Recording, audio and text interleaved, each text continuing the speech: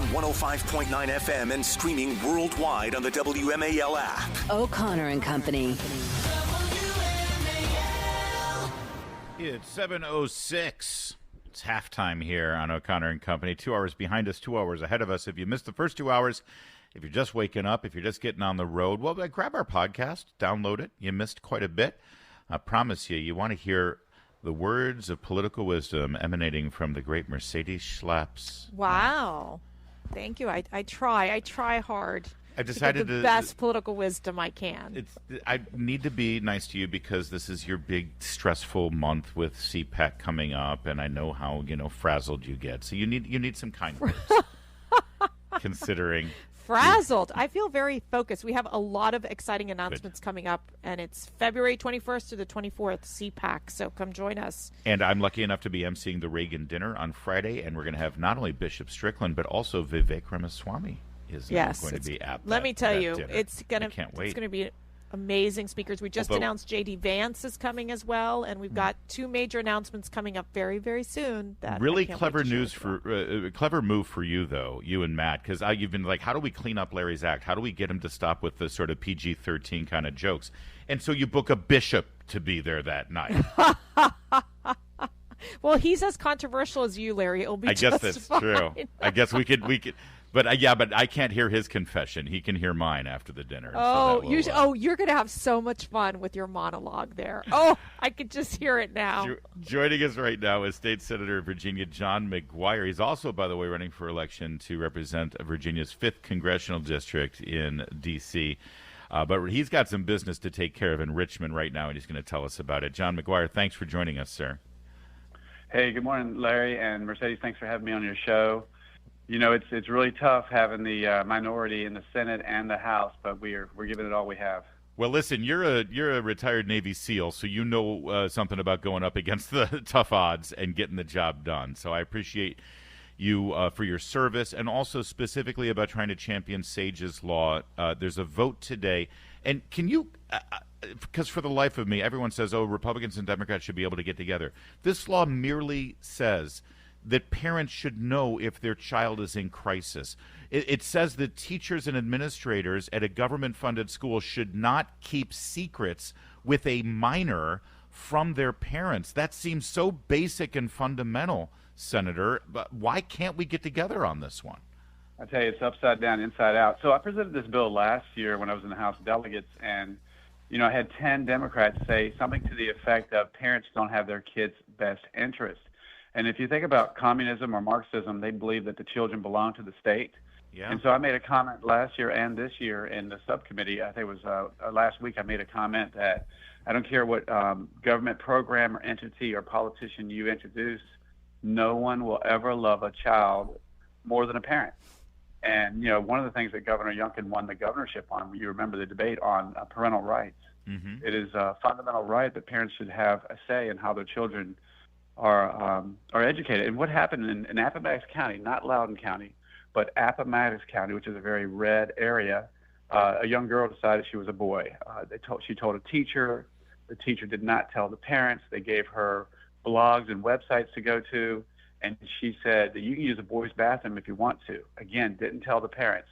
And there were jokes from some of the boys that, if you go in the boys' bathroom, we're going to assault you.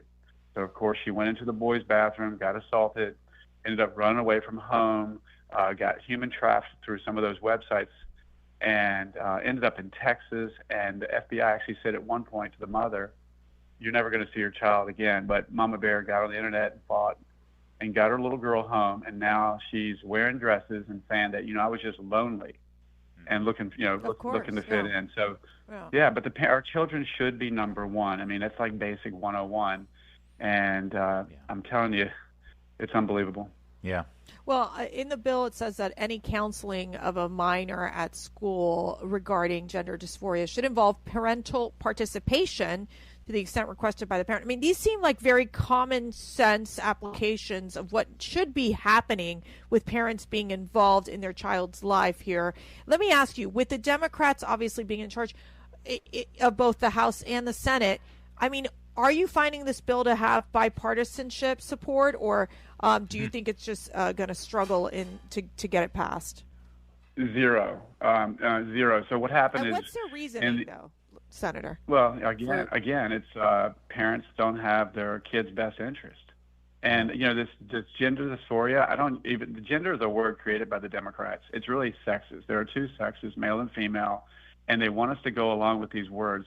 We all know, because we're all in the fight, is they create the new words and new definitions of current words.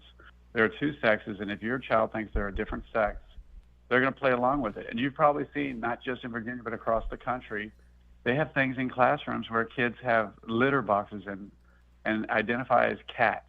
Yeah, and yeah. so they're encouraging, they're encouraging mental illness, and it's bizarre. Senator, I got two questions for you. The first is, what would your Democrat friends say? And this is a partisan thing. I wish it weren't. But if you said to a Democrat, okay, do you think a parent has a right to know if their child missed school today without permission? Do you think a parent has a right to know if their child is taking drugs in school? Do you think a parent has a right to know if their child is got into a fight in school? Do you think a parent has a right to know what their child's grades are? If a child went to a principal or a teacher and said, please don't tell my parents what my grades are, would you honor that request? Why are all of those things just laughable and ridiculous, and yet this one thing, something so personal and so important as someone's sexuality, that's the one thing they think parents shouldn't know about? It's nonsensical. Michelle Blair is actually the grandmother, but she's raising Sage. Yeah. And she's actually endorsed me for my congressional campaign, and she gave a heartfelt testimony about what she went through, and the school would not tell her what was going on with her child. And next thing you know, her child is being sex trafficked. No, it's outrageous. All the way up to Maryland, Absolute Texas. outrage. And in our testimony, kids at 11 years old, 12 years old can get puberty blockers. They can work on sex change, but they can't drive a car. Yeah. I mean, they're giving children decisions without letting parents know. And I think it's child abuse, and I think it's criminal. And this bill failed in the subcommittee on party line, but on the subcommittee, it's just a recommendation how it will go to the full committee today. Okay. So it is a party line vote today. Well, we'll see what happens, and everyone should call their senator and member of the House of Delegates and tell them how they should vote. Real fast, though, Senator McGuire, and I know you're running for Congress, and I know you have the ear of a lot of Republicans in this state. We watched the election this last time around that sadly put you in the minority instead of the majority. Your colleagues who were running, they didn't mention this.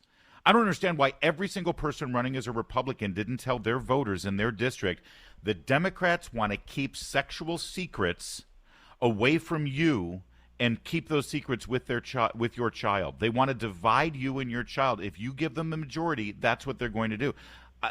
This should be a political issue. I'm sorry, I don't want it to be, Amen. Senator, but Amen. they've made it a political issue, so why don't Republicans run on this?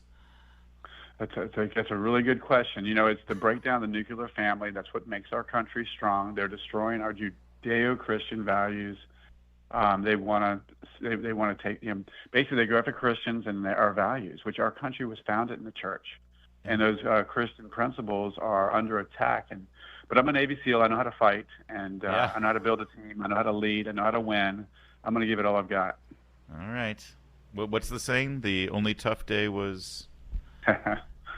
The only easy day was yesterday. Only easy day was yesterday. There it is. See? Man's a seed. Good. I like it. All right, sir. Thank you. Good luck on the vote today, and good luck with the campaign. Appreciate you joining us. God bless you. Thanks for having me on.